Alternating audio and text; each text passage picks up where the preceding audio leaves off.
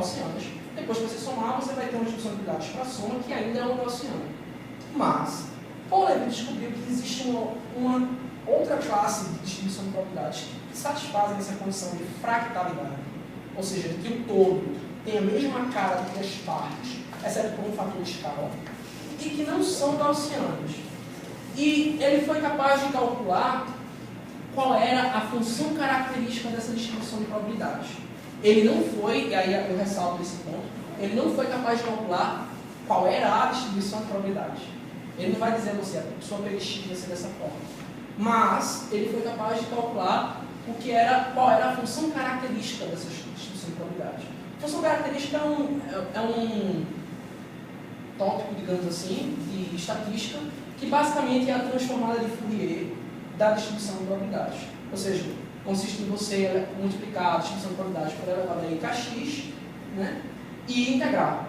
E aí você obtém o que se chama de função característica. Claro que se você quiser calcular quem é PDX, você pode fazer o inverso e obter PDX. Só que nem sempre isso é possível de ser feito logicamente. Mas Levy foi capaz de calcular quem era essa horrenda função característica dessas distribuições de probabilidade, que ficaram conhecidas como funções alfa estáveis de Levy. Elas dependem de dois parâmetros, como você pode ver na equação. Depende de alfa e depende de beta. Esse alfa é um número que varia de 0 a 2, vai ser importante para a gente já já. E esse beta é um número que varia de menos 1 a 1, que não vai ser tão importante para a gente. O K é o quê? O K é como se é o X da variável. No caso da gaussiana, lembra que a gaussiana dependia de μ, depende de si, mas ela depende de x também. Então aqui a nossa função característica depende de K, ou seja, a nossa distribuição de probabilidade depende de x, mas ela depende de dois parâmetros, alfa e beta. Esse alfa pode variar, como eu falei, de 0 a 2, e aí você obtém gráficos de várias distribuições de probabilidade.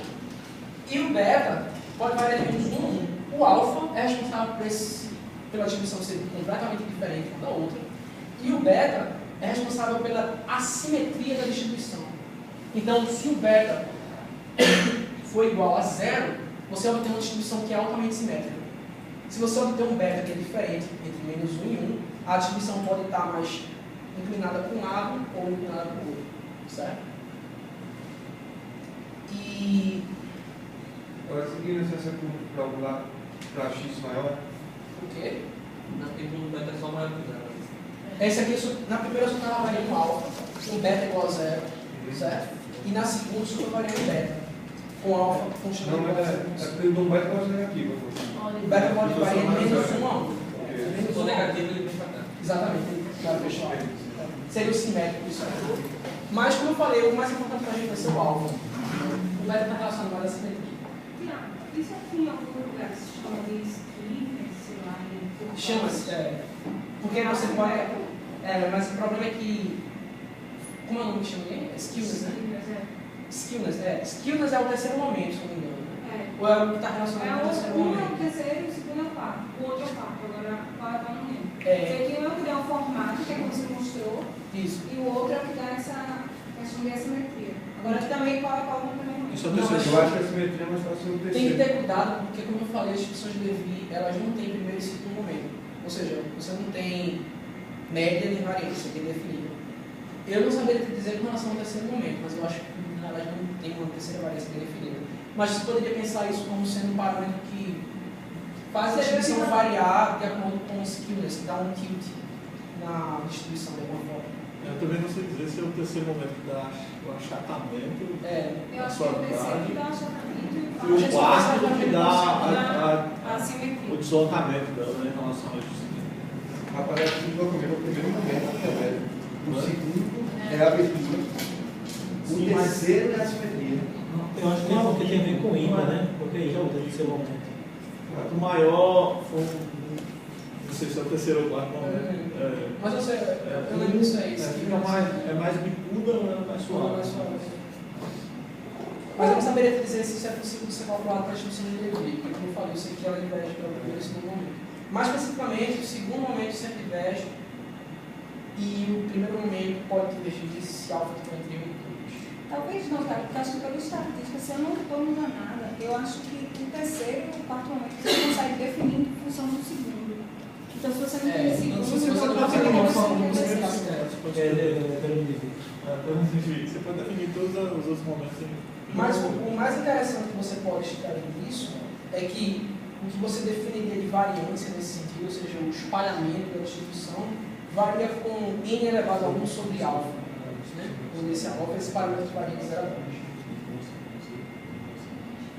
E o interessante também é que isso é um gráfico log-log, certo? E você pode observar que as distribuições de Levi para x muito grande, ou seja, para esses valores de k, elas se parecem com a lei de potência, ou seja, o gráfico log-log parece com uma reta. Né? Embora elas não pareçam tanto com uma reta aqui. Ou seja, se você observar no limite de n muito grande, as distribuições de Levi, que você não sabe de uma forma fechada para elas, para a maioria delas, você pode aproximar com uma lei de potência, com um expoente que vai estar relacionado com esse alfa. Então, vamos falar sobre caminhadas e voos de Levi. As caminhadas de Levi, basicamente, a diferença entre caminhadas e voos de Levi, e agora eu vou falar. Os voos de Levi são processos em que a duração do passo é constante. Isso, a duração do passo é constante. Ou seja, ele vai sortear uma determinada distância para ele dar o salto dele, e a velocidade em que ele vai dar esse salto é proporcional ao tamanho do salto, certo? Porque o tempo é constante entre cada dois saltos. Inclusive, você pode fazer esse tempo ser zero, ou seja, o caminhante praticamente salta entre dois pontos, vem daqui para cá, desaparece aqui e aparece cá, e assim por diante, certo? Nas caminhadas de Levi, o que é constante, eu nunca decorei isso, nas caminhadas de Levi, o que é constante é a velocidade, certo? Então, ele sorteia um tamanho de passo que ele vai dar, certo? A velocidade dele é constante. Então, o tempo vai ser proporcional ao L, ao tamanho do passo que ele vai dar. O problema dos voos é que, como o tempo é constante, e você pode fazer com que o tempo seja igual a zero, eles não são muito aplicáveis para uma modelagem física, porque tempo é um parâmetro que a gente usa o tempo todo. Né? Então, basicamente, a gente tenta se fazer das caminhadas de Levi para resolver os nossos problemas. Embora o título da apresentação seja fluido. Mas você pode mostrar que para um caminhante aleatório, após N passos, utilizando uma distribuição de Levi, como em um N muito grande, a distribuição vai ter uma lei de potência, você chega a essa expressão aqui, feiosa, que vai com 1 sobre L, pensa em P de x, o P de L, né? Mas é 1 sobre L elevado a um expoente. Esse expoente, como eu falei, está relacionado ao alfa, é alfa mais 1. O alfa podia variar de 0 a 2, significa que o mi pode variar de 1 a 3, certo? E como a gente quer simplificar o problema o máximo que a gente puder, a gente vai assumir que a nossa PDL para o nosso problema é uma PDL tipo Levi, que é uma constante vezes 1 sobre L elevado a mi. Essa constante é dada somente pela normalização da distribuição. Então você pode normalizar a distribuição e calcular o que é essa constante. Mas, de fato, essa constante é dada por esse troço feioso aqui. Mas, quer que seja, é uma constante. Certo? Então, basicamente, o que a gente vai fazer é assumir que a distribuição de Levi é dada por uma lei de potência sobre L elevado a mi, onde mi varia de 1 a 3. Eu estou perguntando porque eu estou trabalhando mais ou menos com isso, fiquei muito confusa. Esse teu L, ele é o comprimento dos passos individuais Isso. ou é a distância em relação à origem após um tempo T? É a distribuição dos passos individuais. Dos Então, passos. o caminhante está aqui, ele vai dar um passo para procurar o comprido. Aí ele vai sortear o tamanho desses passos de acordo com essa lei de probabilidades aí. Certo. E o passo dele também vai. E o passo ele vai ser do tamanho dela. Certo. E esse L que você está usando aí é o módulo do L ou é o L? Independente de ser para a direita ou para a esquerda. É o módulo do L. Ele tem um módulo aqui. Ou seja, eu estou assumindo previamente que não tem bias nenhum. Então ele dá um passo para a direita, um passo para a esquerda. No caso unidimensional, tem a mesma probabilidade. Tanto na equação de cima quanto na de baixo. Exatamente. Então, aquele teu P, tudo bem. Então, aquele P de L ali, quando eu estou perguntando quando eu vou fazer o ajuste da curva. Certo. Eu vou sempre usar o módulo do L ou eu vou usar o L, O módulo do L. o módulo O sem. módulo do L. Pelo menos para o que eu vou fazer aqui, eu vou usar sempre o módulo do L.